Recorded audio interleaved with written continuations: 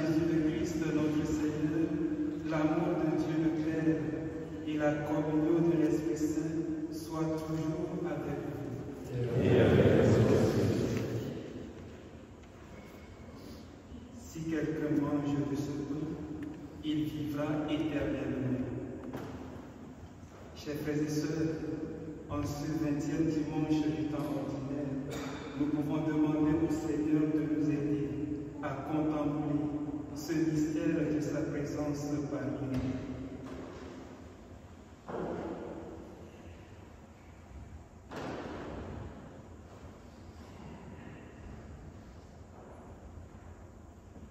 Préparons-nous à célébrer ce mystère de l'Eucharistie en reconnaissant que nous avons péché.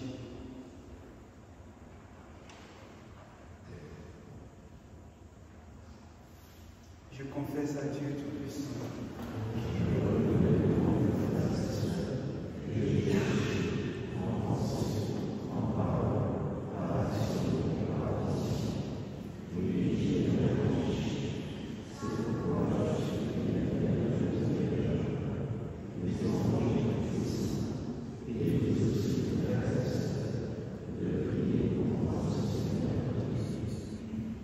Que Dieu Tout-Puissant nous fasse miséricorde, qui nous pardonne le péché et nous conduise à la vie éternelle. Amen.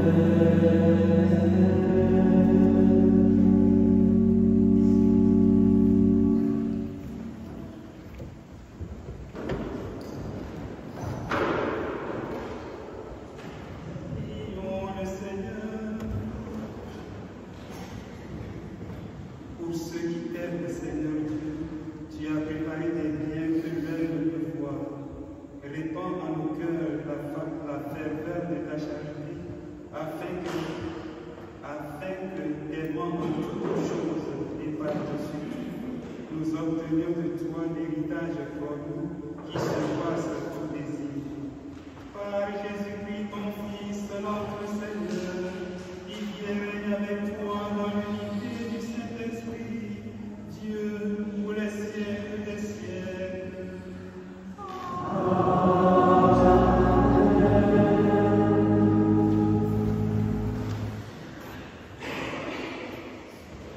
Lecture du livre des Proverbes. La sagesse a bâti sa maison. Elle a taillé 7 colonnes. Elle a tué ses bêtes et préparé son vin, puis a dressé la table. Elle a envoyé ses servantes. Elle appelle sur les hauteurs de la cité. Vous, étourdis, passez par ici. À qui manque de bon sens, elle dit, venez, mangez de mon pain, buvez le vin que j'ai préparé. Quittez l'étourderie et vous vivrez. Prenez le chemin de l'intelligence, parole du Seigneur.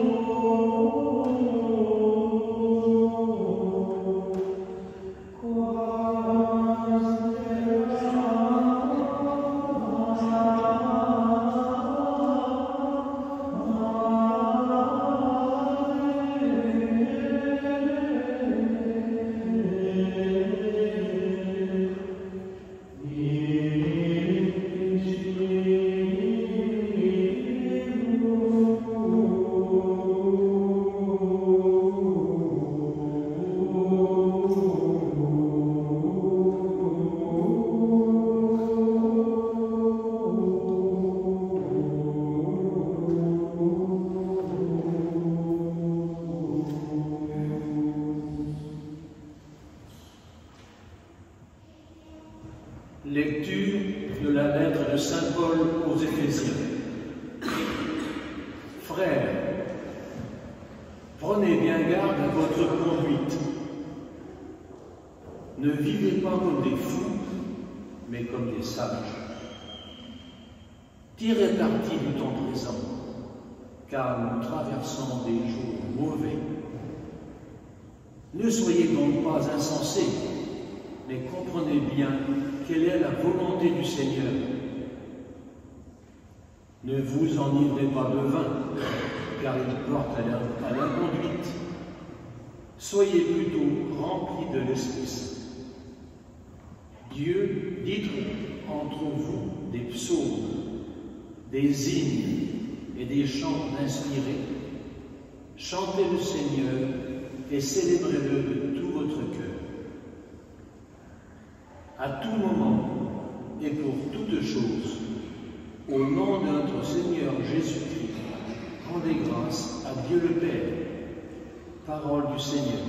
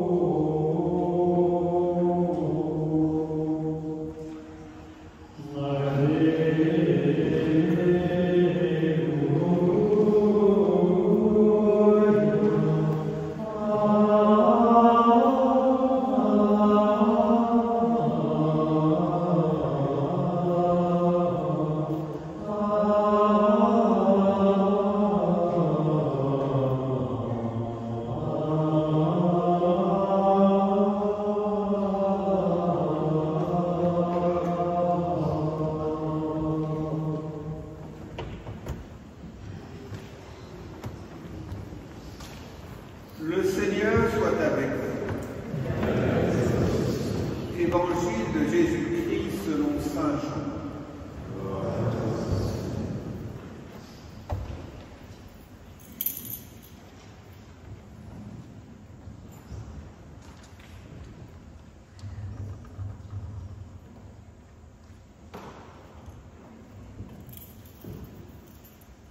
En ce temps-là, Jésus disait à la foule, « Moi, je suis le pain vivant qui est descendu du ciel.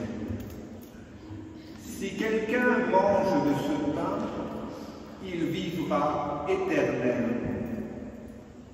Le pain que je donnerai, c'est ma chair donnée pour la vie du monde. » Les Juifs se querellaient entre eux.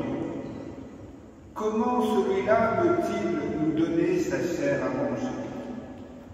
Jésus leur dit alors, « Amen, amen, je vous le dis, si vous ne mangez pas la chair du Fils de l'homme, et si vous ne buvez pas son sang, vous n'avez pas la vie en vous. Celui qui mange ma chair et boit mon sang a la vie éternelle. Et moi, je le ressusciterai au dernier jour. En effet, ma chair est la vraie nourriture, et mon sang est la vraie boisson. Celui qui mange ma chair et boit mon sang demeure en moi, et moi je demeure en lui. De même que le Père qui est vivant m'a envoyé, et que moi je vis par le Père, de même celui qui me mange, lui aussi vivra par moi. Tel est le pain qui est descendu du ciel. Il n'est pas comme celui que les pères ont mangé.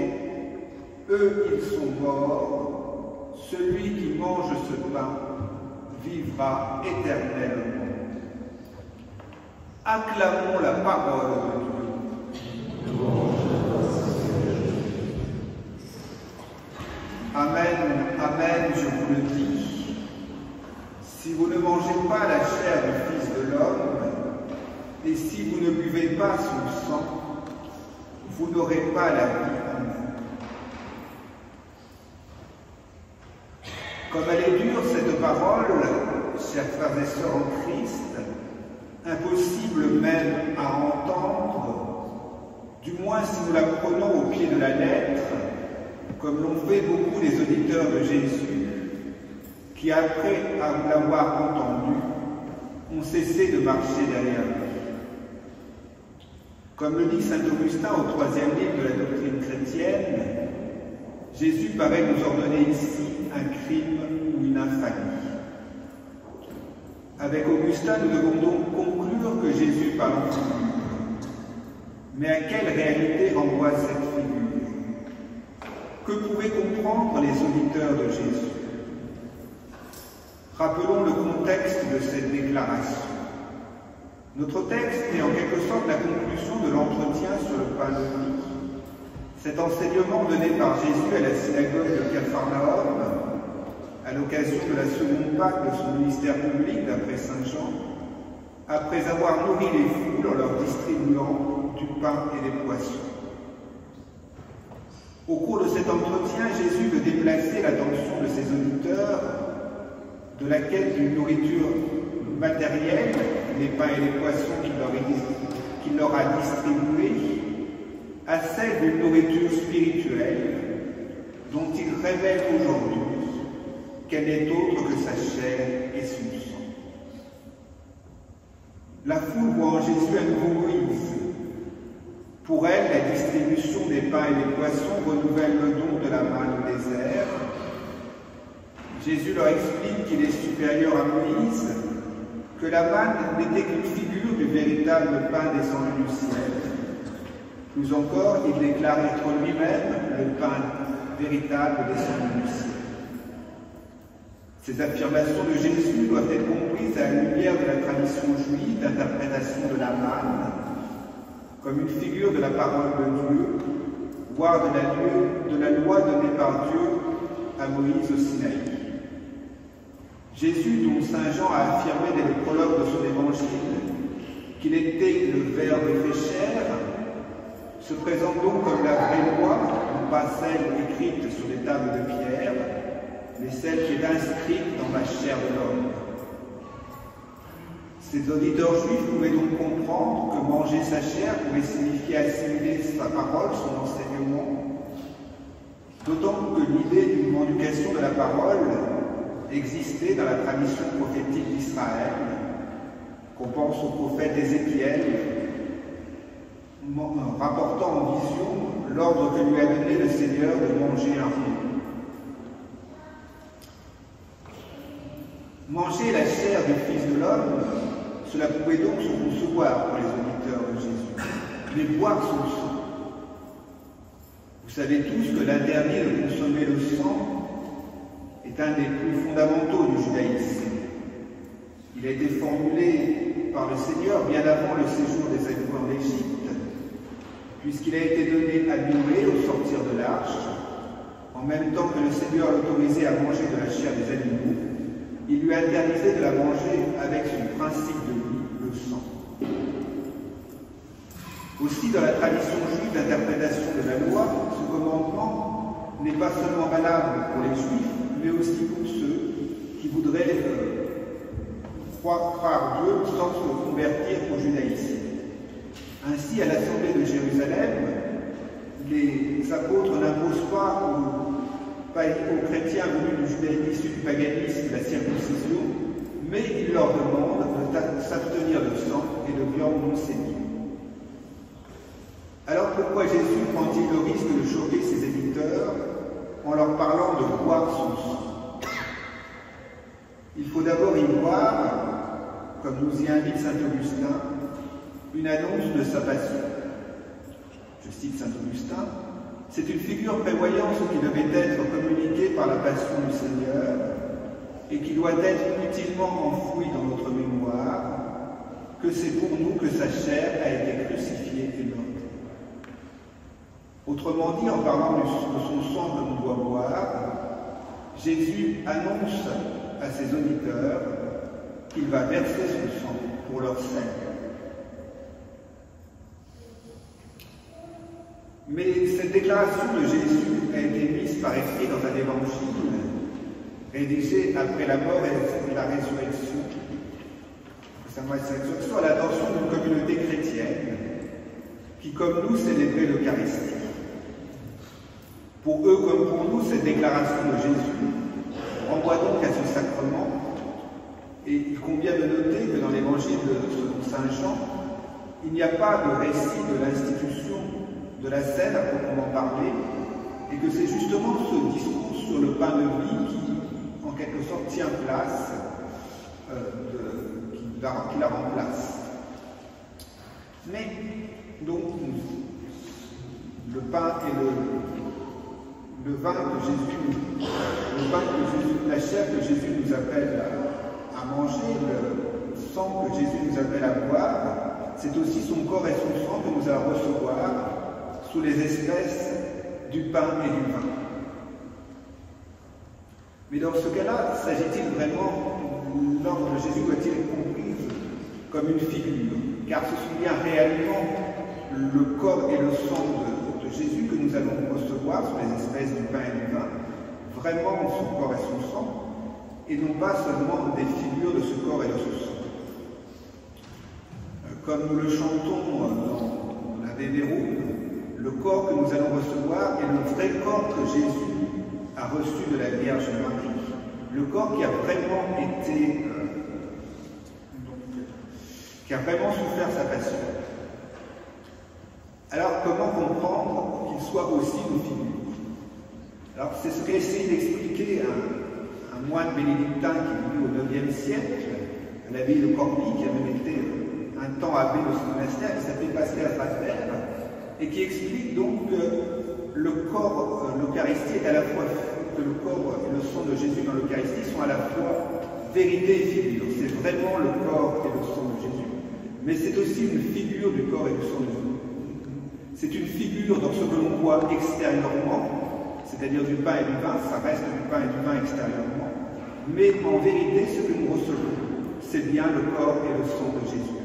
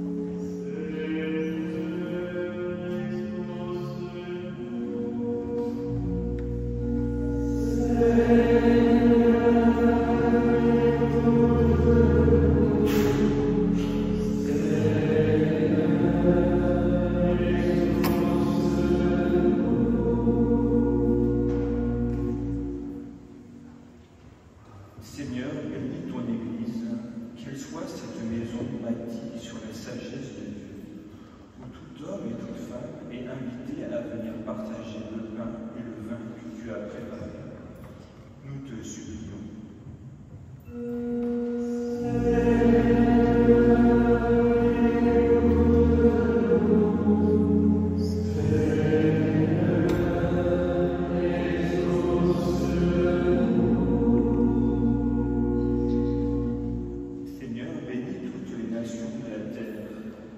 Qu'elle se donne des dirigeants qui les conduisent sur le chemin de la paix et de la justice.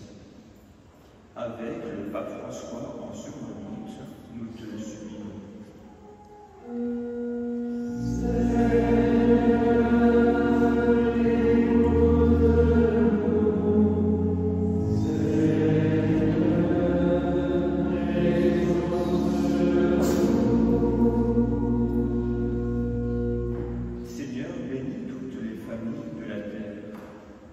Que les pouvoirs publics cherchent tous les moyens nécessaires pour les protéger, car elles sont le véritable trésor de l'humanité.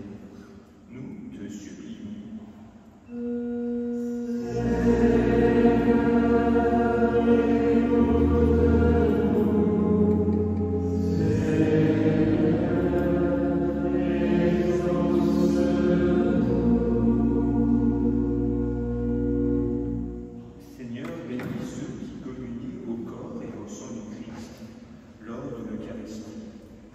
Qui deviennent des signes d'unité, d'amour dans le milieu où ils vivent. Nous te supplions.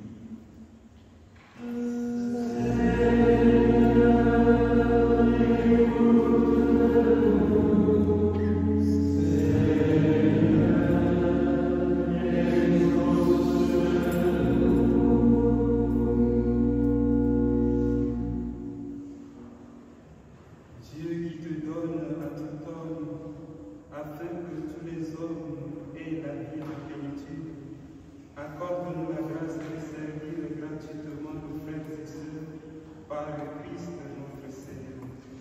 Amen.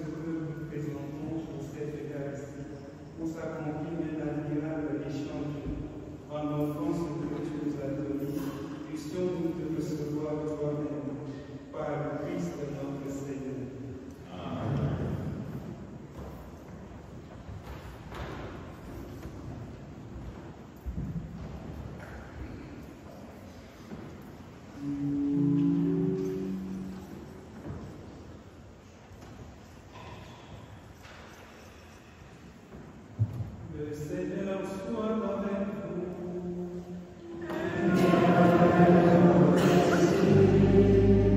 Élevons notre cœur.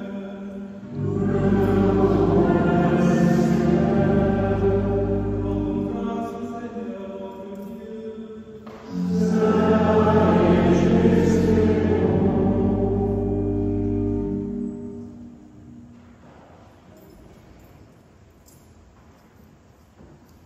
Vraiment, il est juste et bon, pour ta gloire et notre salut, de t'offrir notre action de grâce toujours et en tout lieu. Seigneur, Père très saint, Dieu éternel et tout-puissant, c'est par ton Fils bien-aimé que tu as formé le genre humain, et c'est encore par lui que dans ta grande bonté tu le renouvelles. Voilà pourquoi toutes les créatures te servent. Le peuple que tu as racheté célèbre ta louange. Les saintes bénissent de ce cœur. Et déjà, nous pouvons te louer avec tous les anges. Et dans la joie, nous ne cessons de proclamer.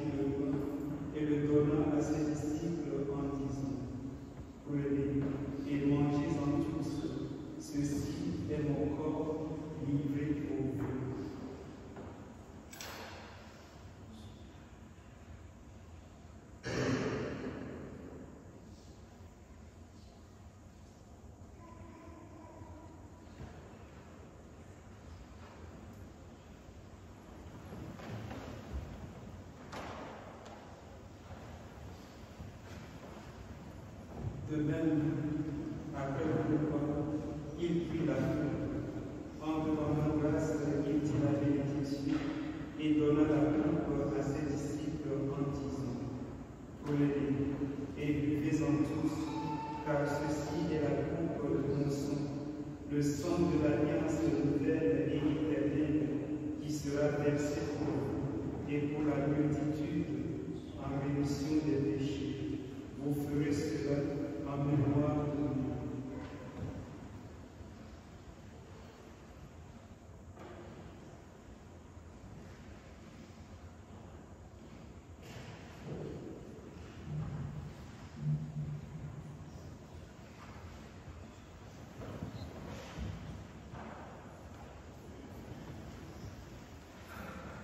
Il est grand le mystère de la foi.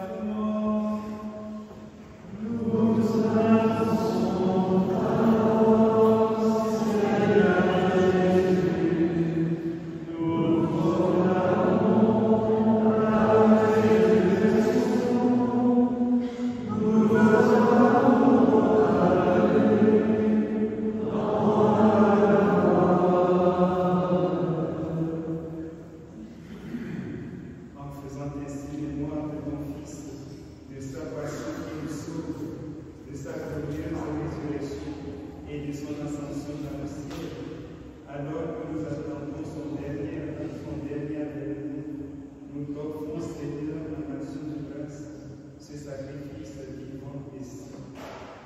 Regarde-nous, t'en prie, l'oblation de ton Église, et d'aide à reconnaître ton Fils, qui, selon ta volonté, s'est offert en sacrifice pour nous réconcilier avec toi.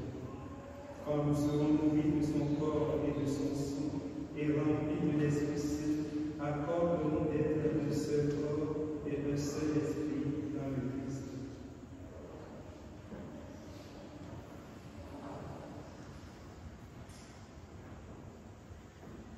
Que l'Esprit Saint fasse de nous une éternelle offrande à ta gloire, pour que nous obtenions un jour l'héritage promis avec tes élus. En premier lieu, la Vierge Marie, Mère de Dieu, avec Saint Joseph, l'époux, les bienheureux apôtres, les glorieux martyrs, et tous les saints qui ne cessent d'intercéder auprès de toi et nous assurent de ton secours.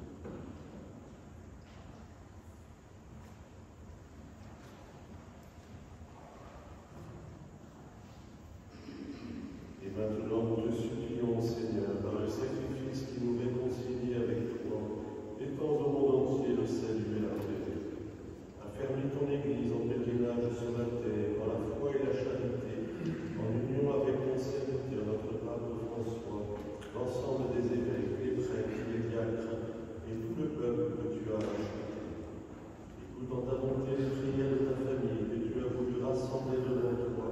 Dans ta miséricorde, ramène à toi, Père très aimant, tous tes enfants dispersés.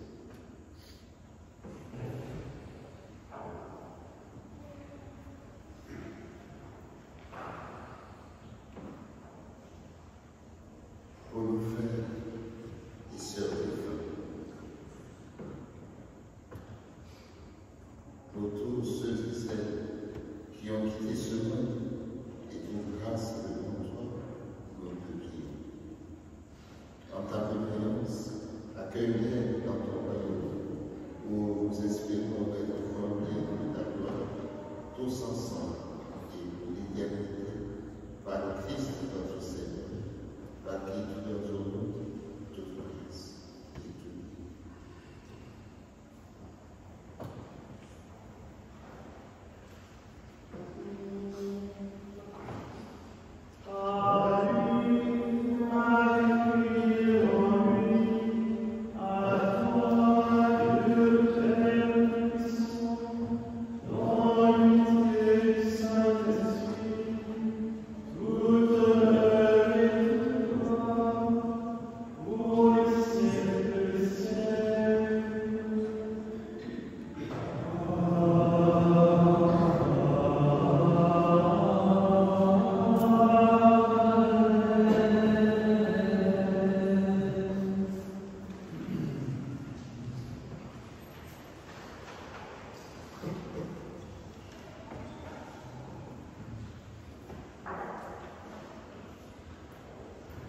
Unis dans le même esprit, nous pouvons dire avec confiance la prière que nous avons reçue du Sauveur.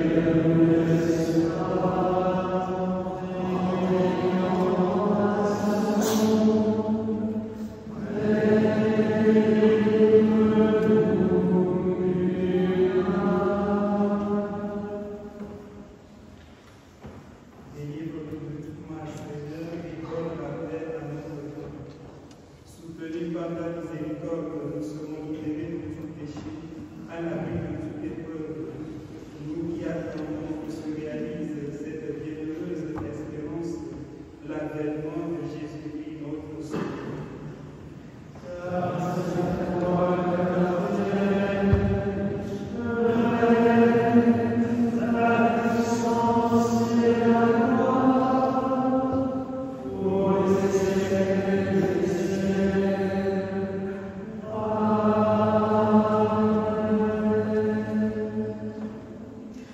Seigneur Jésus-Christ, tu as dit à tes apôtres, je vous laisse la paix, je vous donne ma paix. Ne regarde pas le péché, mais la foi de ton Église, pour que ta volonté s'accomplisse. Donne-lui toujours cette paix et conduis-la vers l'unité parfaite, toi qui vis et règnes tous les siècles des siècles. Que la paix du Seigneur soit toujours avec vous. Dans la charité du Christ, donnez-vous la paix.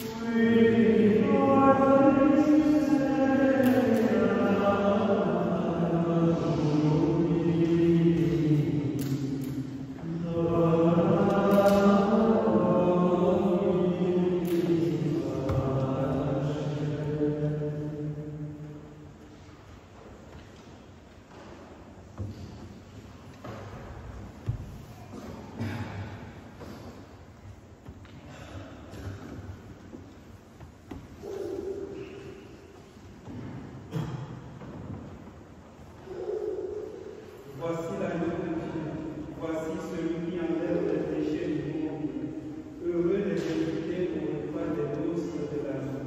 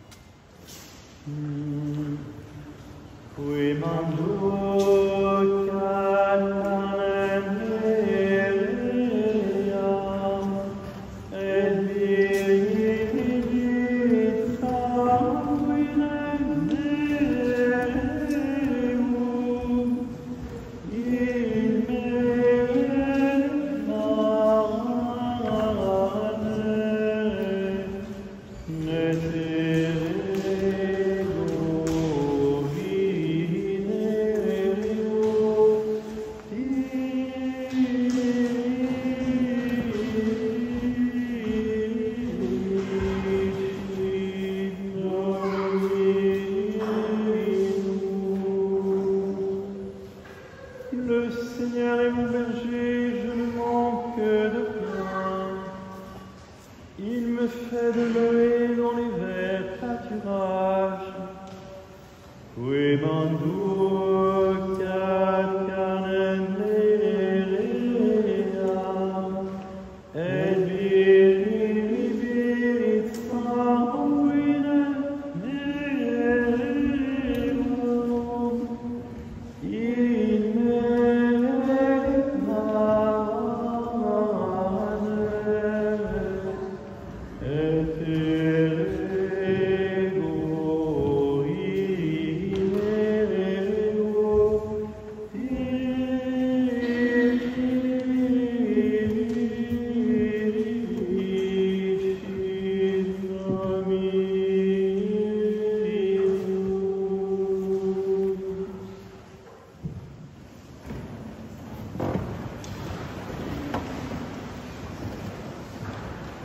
supplions le Seigneur.